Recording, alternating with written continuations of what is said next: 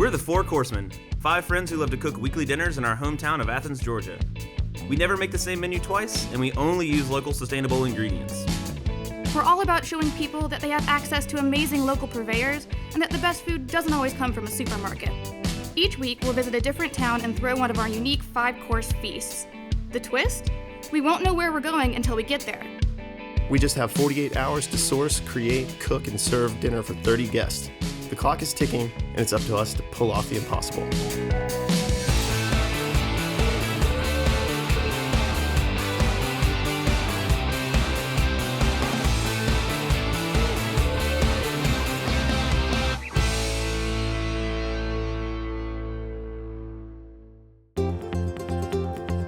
This is going to be an interesting departure for us. We've decided that it's a good idea for us to go on the road and travel. We don't know where we're going. We don't know where we're going to be cooking. We don't know who's going to be at the dinner. I think it'll be good, but I think it's definitely going to be challenging. We have done Athens really well, and we know our farmers here, we know our producers. I know my wine shops, I know my importers. It would be really nice to learn that somewhere else and to get a chance to experience that somewhere else and to really, really challenge ourselves and see if we can still make a good meal. This is the maiden voyage. We'll see how it goes. I mean, there'll be disappointment if we can't do it our way. If we fail, we just look like a bunch of chumps. You know? Like we don't know what we're doing.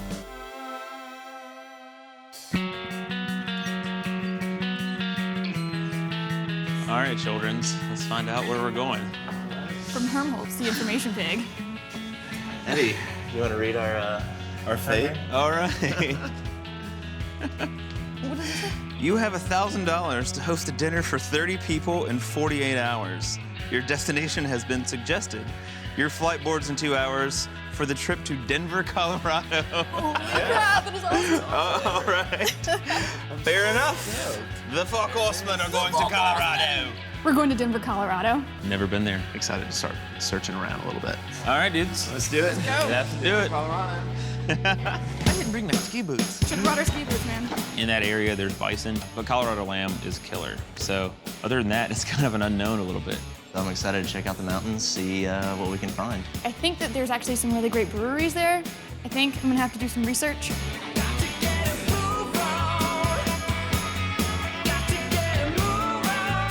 We got a lot to do. We gotta get there, we gotta find everything. Just got to beautiful Denver, Colorado. We're stoked. It's gonna be awesome. All right. All right, guys. Let's take a peek here. Is this your new billfold? Look at this. Quite a billfold here. Okay. Money in it. That What? will go right here.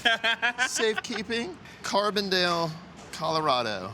We have No. a 3-hour drive. 3 hours. All right, buddies. So all the research we've done in the last hours Is just complete null and void. All right. silliness. Wow. I absolutely know nothing about Carbondale, Colorado. Never heard of it. Have no idea where it is. I saw a map for 2 seconds. I'm feeling a little stressed right now. I think my mornings start around 5 o'clock. I didn't know anything besides we were going to Denver, so the research I've done already, a little moot. I think after we know where we are, then we'll be able to go around and try to find some proteins, some vegetables. Colorado is supposed to have nice lamb. Looking forward to maybe finding some of that. That's number one for me, is find the venue, know what kind of equipment we have to cook with. Maddie is a real expert with meats. Patrick is awesome with seafood, soups, and sauces. Eddie really loves charcuterie, but his passion is pastries. Damien is great with pasta and has a real affinity for desserts. And of course, I'm all about the wine, beer, and cocktails. But none of this is gonna matter if we can't get our food out on the table. How many hours we got to pull this off? 48. Okay. What do we know so far? About Carbondale? Yes. It's far away. It's not in Denver, as it turns out. It is. If we've got a car charger, we can hook my phone up and get internet. Hotchkiss, where is that? That's a little south of us. Yeah. It has Colorado's only grass-fed buffalo and elk ranch. Elk would be really cool, something we just never done. There's a place called Avalanche Cheese that I saw on that Avalanche list. cheese? Yeah. Nice. There's a place in Paonia called Zephyros Farm and Garden. They have a pretty awesome website, so it's not like it's this. They seem pretty damn legit. But you know, that's where where all our ideas come from, is like these sort of mental guest fests. Jam sesh. Jam sesh. Jam it out. We're just noodling here, just pedal to the metal, D.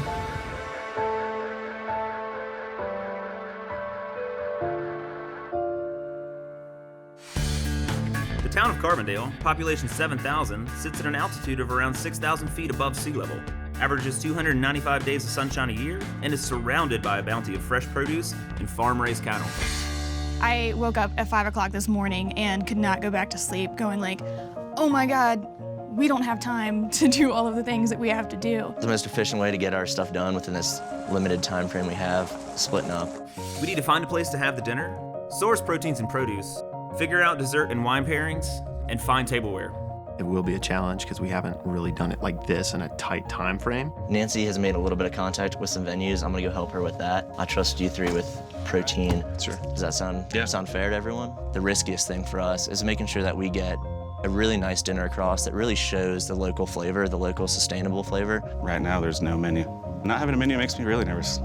Really nervous. Just for the record, I'm not gonna deal with wine or anything like that until tomorrow. If you meet people along the way, just mention it because we've got 30 definitely. seats to fill. I'm in charge of the guest list, so. If we can't deliver, it's gonna be bad. Getting farmers and people to come to our dinner, that's a really big thing for me. I guess what is most at stake for us is pulling off a really great dinner without f***ing up. Adding earthy beet flavor to an O'Fowl like a heart is really like, it doesn't really sound good to me. Pretty classic combo, actually. The first time in 5.5 years that we're actually gonna not pull off dinner is happening right now. We're the Four Coursemen, and we're challenging ourselves to show the country that sustainable growers are right outside their door.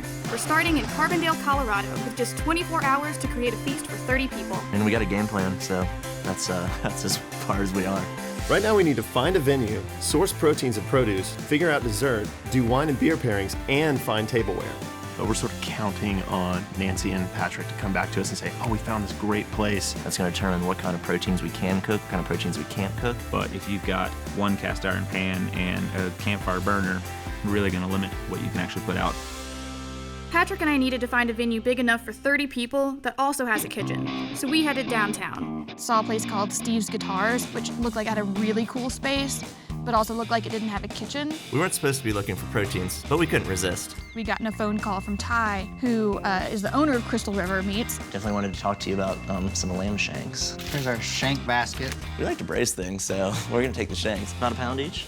That's nice, man. And that bone, like, there's plenty of meat on that. Yeah, I'm really hoping that this guy Ty can give us some information, help us out with something. But do you know any spot that would have a small kitchen or room to rent a small kitchen that could seat about 30 folks? Ty mentioned that his brother has a house that we could possibly use. Yeah, it's only about 5 minutes away, so. Okay. And Patrick and I are like, well, we might as well go look at just one more place. I'm Nancy. Nancy, nice to meet you. Patrick. Hi, Wonderful to Patrick. meet you. Patrick and I pulled the trigger on a venue without the guys really getting to see like what we were doing. Not being involved in picking the venue sort of drove me a little bit nuts. But I couldn't stop to worry about it because Matt, Eddie, and I had our own job to do. Sue and Dave have high wire. They specialize in all the weird meat is what they were calling it. They have elk and bison, which never seen really either of those. Maybe we could take a look at what you have and you could tell us a little bit about what you guys do. This is the bison herd here. They're going to be our meat animals. There are the cow herds. There's the buffalo cow herd, and then behind them are the elk cows out there. We don't do anything normal. Oh, no, I think that's great. We try not to either. That's great.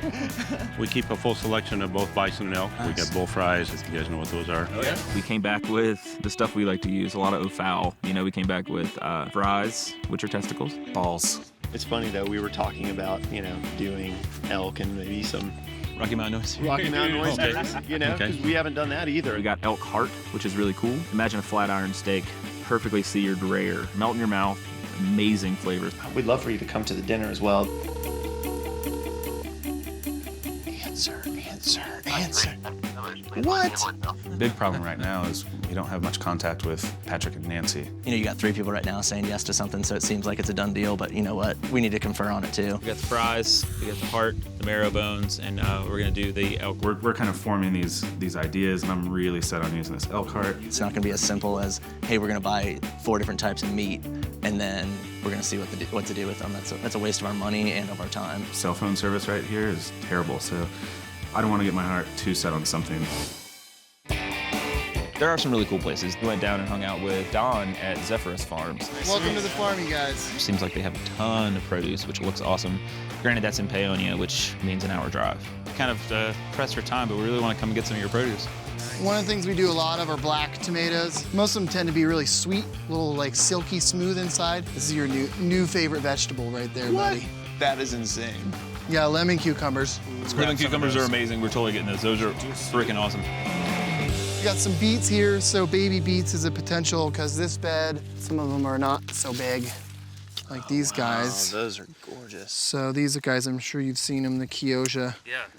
Some of them don't get as striped up, some of them do. Anyway, baby beets. So sweet. As far as checking in with Patrick, I don't think we necessarily felt like we need to do that all the time, but that was just our plan. We're gonna get on the phone with Patrick and Nancy and just sort of fill them in because now we know what our proteins are, now we know what some of the produce is, and maybe start coming up with an idea of what we're gonna buy and take back with us. Hey. Hey, what's going on? Yeah, we've got really bad service. Breaking up a little bit there, tough guy. Don't move. All right. We were thinking we want to grab some stuff here, so how does lemon cucumbers and black tomatoes, but there's also some really killer Chihoga beets. Maddie was thinking about doing with the elk hearts. We all agree that the beets would be really cool on there. We feel like it'd be cool. We kind of want to pull the trigger on it. I think adding like earthy beet flavor to an oval like a heart is really like Pretty classic combo, actually. Yeah, and I wouldn't really call, I mean, even though a heart is foul, like when it's seared, it's got the texture of flat iron. Doesn't really sound good to me. I mean, in a paradigm like this, when we have a short amount of time and we're all spread out over a relatively large distance trying to bring in all these disparate elements to make a dinner happen, you know, sometimes you have to pull the trigger on it. So now we can cross produce off the list. Thank you for all of this, and it'd be really nice if you and your wife wanted to come out for dinner on Saturday. Yeah. Granted, we have no idea what it's going to be, but When you figure it out, you'll let me know. We'll be in touch. We'll do our best to be there. We came back after an 8-hour, 9-hour day with 20 to 30% of what we needed for the entire dinner. And when we're all tired and we're having a conversation about the menu, we were just wanting to get that done. I was going to say that we could take these tomatoes and a dark stout beer and make a reduction. It could be a really awesome sauce for the lamb. Cool. If we didn't have a whole lot of broccoli, I was thinking about roasting it with a little anchovy under the heart. That would be kind of killer. We heard a lot about some winemakers out there, whether we want to, do that or not. A lot A of couple sellers. of people should break off tomorrow and do that. 32 hours from now, we have to be putting food on plates for people that are not even invited yet. The real fear of that this is not going to actually happen. The first time in 5.5 years that we're actually going to not pull off dinner is happening right now. Sometimes with Eddie, what he's concerned about is it's not his idea. If I took something this far, I would tell you to kiss my ass, honestly. Like, dude, I love you, but I'm going to do it my way. Do it your way. Last night was pretty much a sketchbook, and that's the whole point. What we really needed to do is sit down and say, here's what we've got in front of us. How are we going to use it? What's missing? So then we push in that broccoli with the anchovy with the heart. Lamb, we've got a great idea. Dessert, we've got the, the goat cheese ice cream. Peaches are a huge part of that. That place Avalanche has Chev. You've got 5 people who are alphas in their field. So of course there's going to be a creative disagreement. We've accomplished some, but haven't totally finished everything. Eddie and I are going to travel to Paonia today, and we're going to visit a winery. We're going to visit a brewery. I'm really happy with the venue. We're gonna go finish checking that out. I was telling them about how great we had it out here yesterday, checking everything out, and they wanted to get a good look at the kitchen. Sure. Perfect. Absolutely. Let's do it. I think they were all excited. So I'm already sort of falling in love here. mom's a serious gardener. That is massive cabbage. What, you guys want to do the kitchen first? Yeah, let's take a look at the space. This is great. One thing I like about potentially indoor is people sitting there get to see us doing everything. Is that that's a balcony out there? Yeah. Yeah. That'll work. Yeah. We like it. Let's get our learn on about Colorado wine. To be honest, I have never heard of Colorado wineries. I definitely have some strong ideas about the wines that I want to use because I feel like our menu is very old world oriented. I raise hybrids here. If you heard of Chambourcin and Cayuga. I'm excited to try these Colorado wines, but I have no idea if they're going to fit that bill. Whatever ones you'd recommend, we'd love to try. Just trying the Cayuga, reminiscent of a Pinot Grigio and Sauvignon Blanc. I like it though. Yeah, no, it's simple, it's clean, yeah. First course, first course is the heirloom tomatoes, and then the they have salad, fries. So it's got, the bison fries. Do you have any cards on you? Because I'd love to invite Yvonne and his wife. I do. Here is our card. If you call that phone number and tell them how many seats you need. Plenty of spots. Up to 20. Yeah. I think that I'm doing a good job from a beverage standpoint of working my way into the menu. Also, I wanted to mention to you that on Monday I went to pick some chanterelle. I know you guys would probably love to cook with you. Very much so. I would love to buy some. And this is Colorado, so they're wonderful. Awesome. Chanterelles and wine. All right. It's a great combination.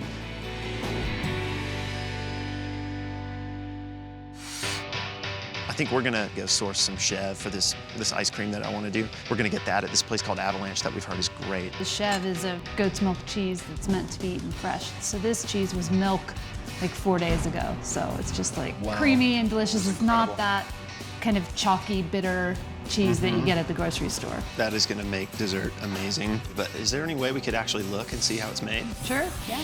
Great. Well, that takes care of dessert. We have to marinate both the testicles and the heart in something. Nice to meet you. My wife and I own and operate Peak Spirits here. Okay, come see this, check this out. Lance suggested that we could use this mash left over from the gin process to do that. There's a big braise that we need to do, and the time constraint on getting this braise done with the altitude is what I'm very worried about. Maybe if you want to salt and pepper stuff, I'll sear them, and then if you want to make like a bed of hay, some onions, then once you get those laid in, a little bit of our aromatics on top. I got the oven right about 325, so I think we give it 3 hours to start. Just check it. And check it from there. Cool. Awesome.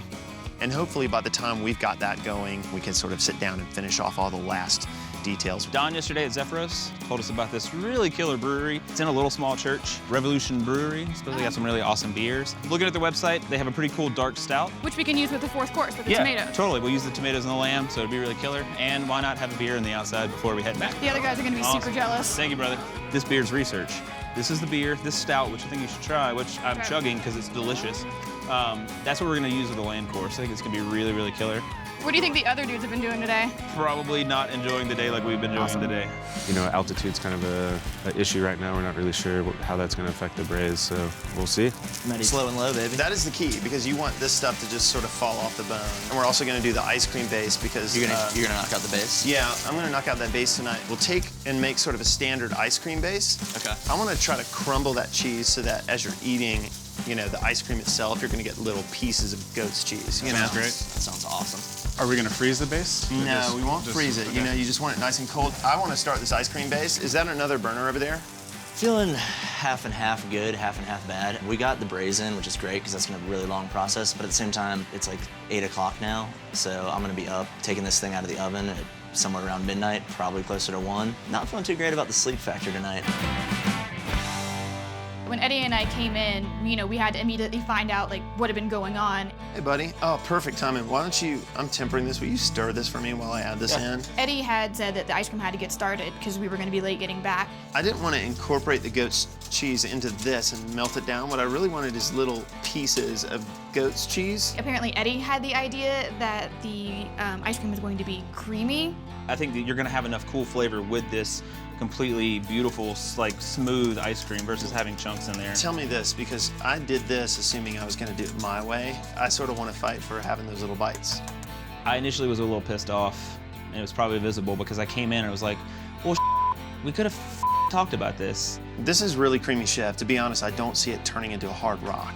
Biting into something and going, oh man, there's pockets of cool... I mean, I feel you, but you know, this is what I know how to do, and I would have rather been involved in the conversation if we're gonna have a big deal like this. Dude, you took it this far. If I took something this far, I would tell you to kiss my ass, honestly. Like, dude, I love you, but I'm gonna do it my way. Do it your way. I mean, I've made ice creams before as well, and in my head, I'm sort of thinking it would work. It's like, well, then don't f***ing ask me to begin with. But I'm pretty scared at this point that it's totally not gonna work and it's gonna fall apart. It's very annoying to me sometimes because I feel like people value me for my technique and they come to me and ask me questions, but then when I actually express my opinion and be like, I think this is great, then people kind of get like, well, I'm gonna do it this way anyways. It's like, well, then don't f***ing ask me to begin with. I mean, I've made ice creams before as well, and in my head, I'm sort of thinking it would work. He was talking about his concern for competing textures, which sometimes with Eddie, what he's concerned about is it's not his idea. I'll be the first one to tell you I told you so if it comes out weird. It's a little hurtful to hear that, you know, like people think that I might disagree with an idea just because it's not mine. Well, then okay, I'm gonna pull back from that and actually take a back seat and go, you feel real strongly about doing the ice cream this way. I'm gonna let you do it, but I'm pretty scared at this point that it's totally not gonna work and it's gonna fall apart. last night before I was coming back to check on the braise, and I felt a little tension about the ice cream, but I was kind of too tired to pay much attention to it. I crashed on a couch for about an hour and a half, and I woke up to my alarm and the smell of alfalfa and lamb in the air, so I decided to pull a little piece off and give a bite. It's really good. It has a lot of lamb flavor. It has definitely a good bit of earth from that hay. I think the flavors we're gonna put on the plate are gonna really make that dish. I cannot believe we're 8 hours away from dinner. That's really scary. Well, it's really important to me that we go out to the farmer's market and we can pick up any last-minute things. Thank you. Thanks, girls. Take care. Thanks so much. Bye. Jamie and I are gonna swing by the rental center, check out the plates, make sure we got something clean, something nice and simple. I've got to get to the wine shop. Oh, this is awesome. Pick out what I want. Even if I find a wine that I like, they have to have 4 bottles of it. Second course right here. Third course there. No, that's fourth course. No, third course.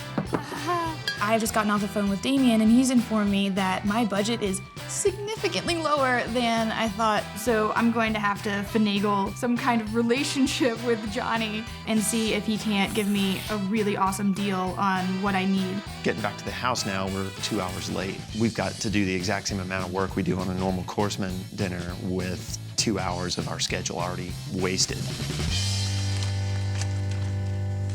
I got cabbage. I'm gonna add a little bit of. Do you have enough? Do you need more cabbage? There's one really, really annoying task. It's doing all the things for the tomato tartare. We have a ton of lemon cucumbers and a ton of tomatoes. I just really want to focus on one thing and sort of just be a prep monster today.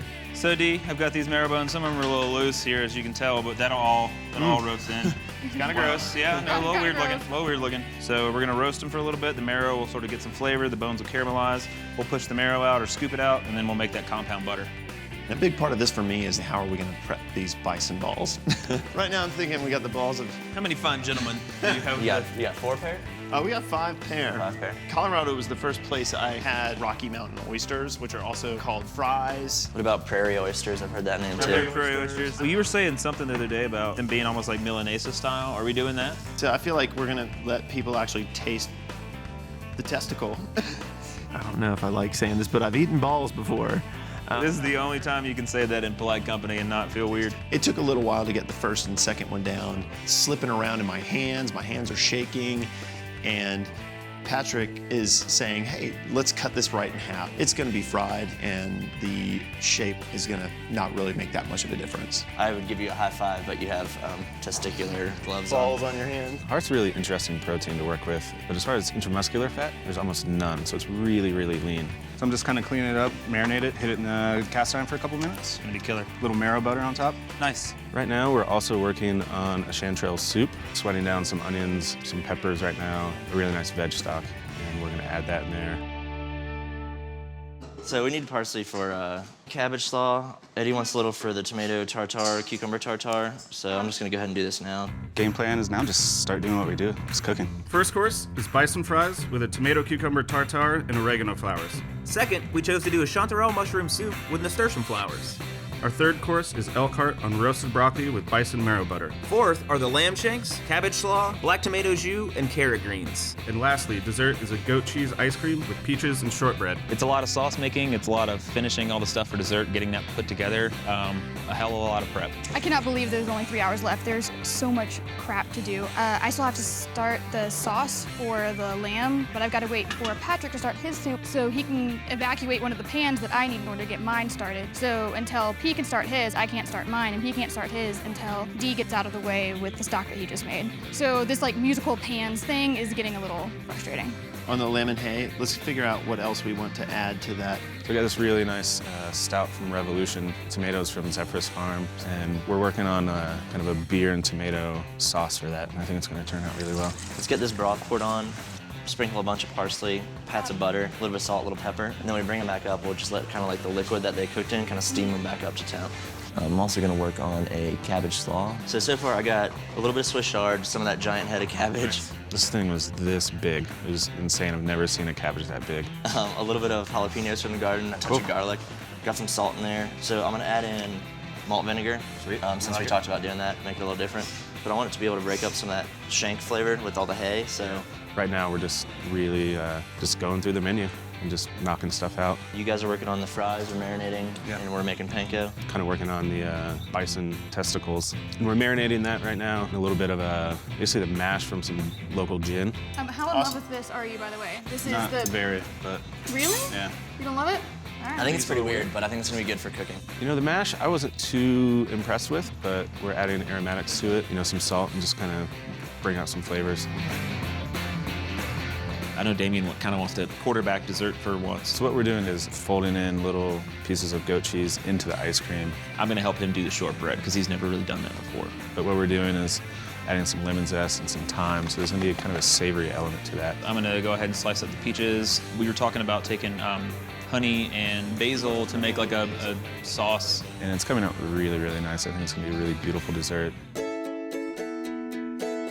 I am setting up way more front of house stuff than I usually have to do. What we want to do is we want to create the same feel as the Courseman house, so I kind of jumped on the tables a little bit and wanted to make them look the way we do. Slightly angled napkin, menu, water glass, wine glass, and then just a simple flower, 3 candles, and a water pitcher in the middle. It's 7 o'clock and we are, well, I don't know if the other guys are freaking out. I am a little bit. Budget was a little challenging. I think we pulled off food pretty well, but I think the biggest challenge was beer and wine, for sure. There's always that pre-anxiety though, you know. Nothing's come out of the kitchen yet, and we've tasted things, but not together. You know, we're all feeling a little nervous just because we're out of our element, but I think it's gonna be a really good dinner. It's go time, man. 1, 2, 3, squidoosh. 1, 2, 3, Squidoosh! There's still places where we could mess up. I've never had one. Full balls, bro. Let's do it. Hey, Nance. I also haven't tasted the ice cream yet. The goat cheese did go in. It is the violet hour. It's time for people to show up, start having some cocktail. I think that there's definitely a point where we felt like it wasn't gonna come together. The measure professional is to know how much you have ahead of you, but when time comes, you're done. No matter what, you'll make it happen. This is a brand new place for us, so there's a lot of people we've never met before, and I'm really happy to cook for them. There's still a couple places where we could mess up, but we'll adjust, and hopefully no one in the front of the house will ever know. Nice. I've never had one. Full balls, bro. Let's do it. Matt and Eddie just ate the first test batch of the testicles, and they are smiling ear to ear and trying to convince me that it's a good idea for me to try. It's actually really good. You two look really happy right now. It is so good. a little bit of lemon. So, I'm hoping that when I, try the fries for the first time, I will like them. That's good. Hey guys, this is weird. That's a little strange. I know, it's just like, I've never done that before. You guys do a good job? Nice. I usually say for those of you who don't know us, but in this room, no one really knows us except for the few people we've met. We're the 4 Coursemen. We love cooking and we love food, wine, challenging ourselves. This is about community. This is about local food. It's about sustainability.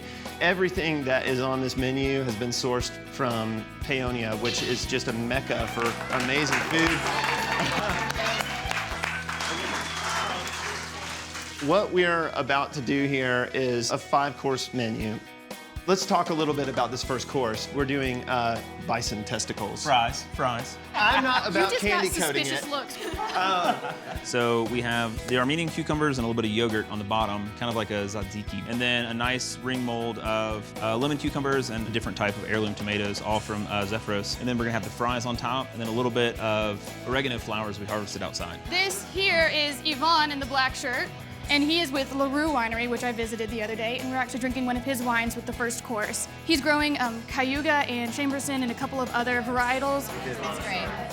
The presentation was beautiful. Absolutely unbelievable. It was very tender, succulent. It was an interesting flavor.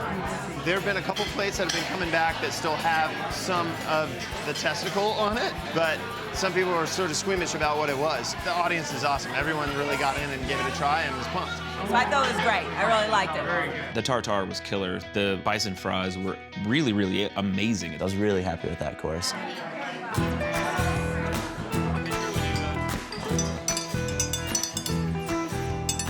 I guess. Got a really great chanterelle soup for you guys. I really love chanterelles because of the kind of sweet orange flavored notes and the vanilla notes to them. So ultimately we got a really, really great soup here. We're gonna garnish it with some nasturtium flowers and leaves from right in the garden, a little crack of black pepper and some olive oil. What we're drinking with it is another Colorado wine. It's called Infinite Monkey Theorem. This is an Albarino. It's a beautiful kind of tropical fruit flavored white wine. Let's taste this, guys. Wow. It tastes like chanterelles. Yeah, it really does. Wow, that's outstanding, guys. That's a beautiful soup. Mushroom soup came out perfect.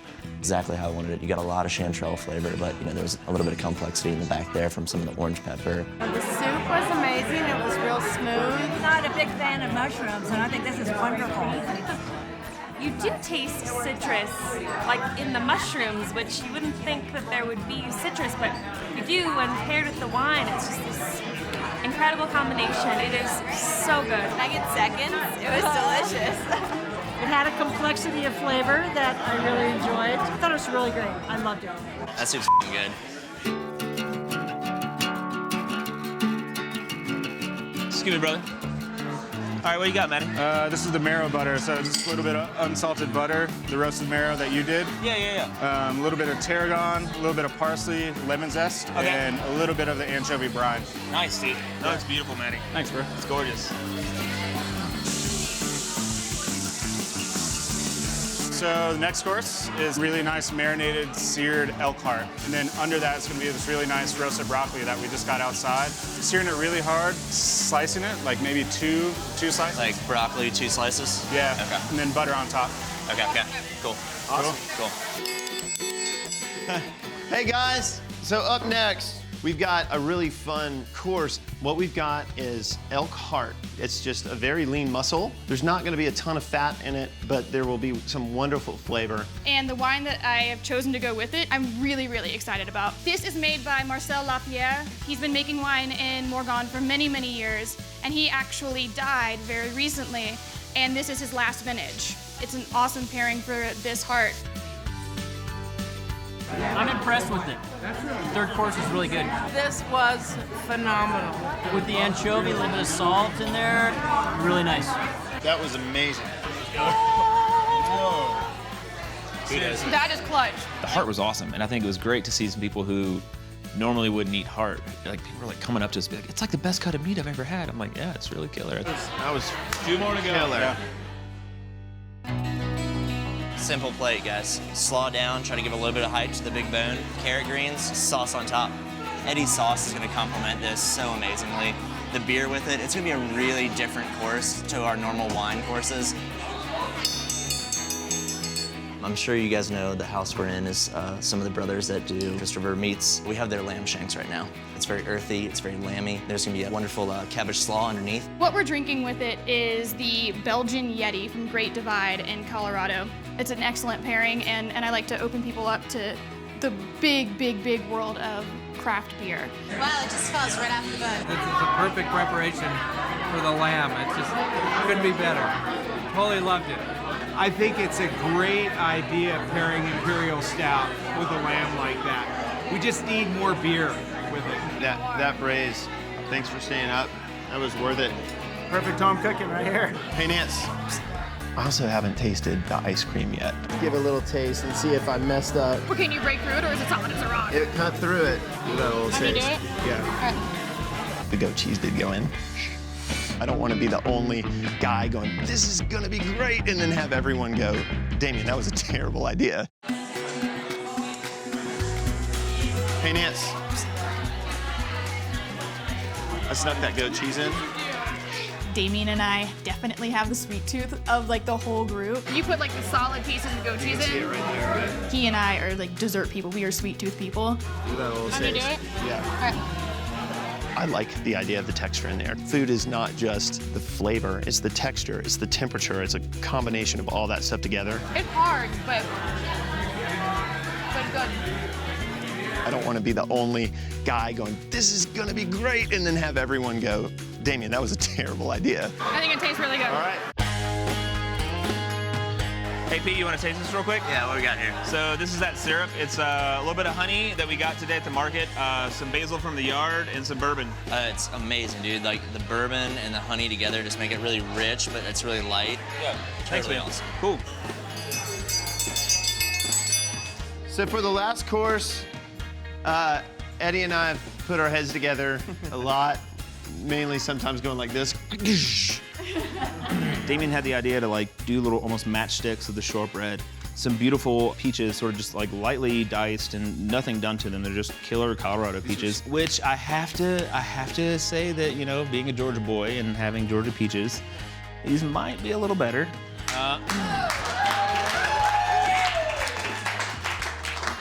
So what we've done is we've done a goat's milk ice cream, and then you're gonna have little bits of the just straight chev in the ice cream as well. So when you scoop, there'll be little tiny chunks in there. I would have done something very, very different. Like, I liked his dessert. The texture threw me off and it took me out of the dish a little bit. I thought we had really elegant food up until then, and to me, it was just a little disjointed. Outside of that, it was amazing. It tasted great. What I have to drink with it is actually French. This is Domaine Huet. This is a sparkling Chenin Blanc, and Eddie's and now Damien's as well, desserts tend to have a savory component to them. So I really do enjoy serving a sparkling wine with dessert because I think it just keeps it nice and light and refreshing and doesn't make you guys feel like you have to leave in wheelbarrows. It was funny, there was a moment where one of the guests got up right when everything went out and said, "Who made this ice cream?" And I was like, I did. And she was like, that is the best ice cream I've ever had in my life. And I felt good about it. It is smooth, it is silky, and it has so much flavor that it's just, I'm a fan of goat cheese my whole life, and this is very delicious. I love the shortbread. I love the little bit of thyme. I'm not a thyme person, but it's delicious. It pairs very well with the peaches, and it's just delectable. It's incredible. Ice cream turned out great. Everything's really good. Killer dish. The best ice cream. Good work. Ice cream is awesome. Cheese nuggets, hug it out, hugging it out over cheese nuggets, everybody. And Good time. Good time. Yep. I'd like to raise the toast to the chefs. You guys did a great job embracing your challenge and embracing all the local flavor and brought together a great group of people. So thank you very much.